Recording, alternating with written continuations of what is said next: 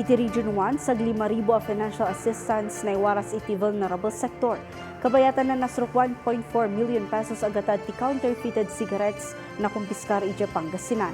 Ada detalya ni Brigitte Marcasi-Pangosfian.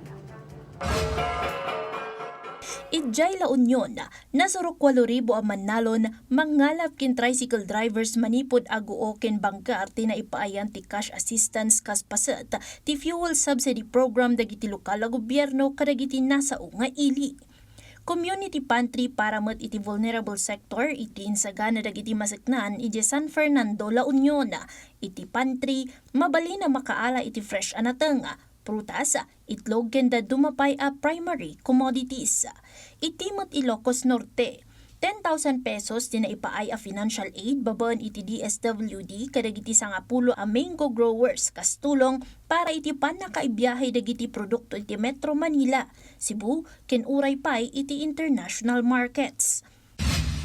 Itimot Pangasinan, nakakumpiskar dagiti otoridad dinasrok 1.4 million agatad ti counterfeited a sigarilyo manipod iti mais a commuter van kabayatan ti panakaipatungpal ti checkpoint ijay Bayambang Pangasinan. Dagiti nakumpiskar ket pakairamanan ti 35 a boxes a naglaon iti 1,720 a rims ti assorted cigarettes. Posible met a sumango dagiti 3 a lalaki a responsable iti panakaibiyahe dagiti peke a produkto iti Republic Act No. 10963 wenno train law ken Republic Act No. 10643 wenno graphic health warnings law. Iti sabali a bangir, naiuswat ti Balik Bayanihan Mission programang kooperatiba para sa OFW ti Department of Migrant Workers Region 1.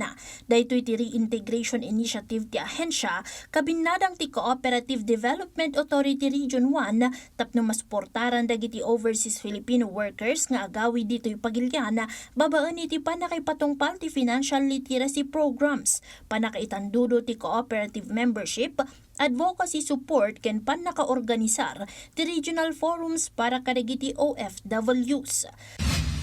Tapno matulungan dagiti miyembro ti 4Ps nga adda kadagiti nasusulinek a lugar iti Region 1 a maadaan iti internet connection.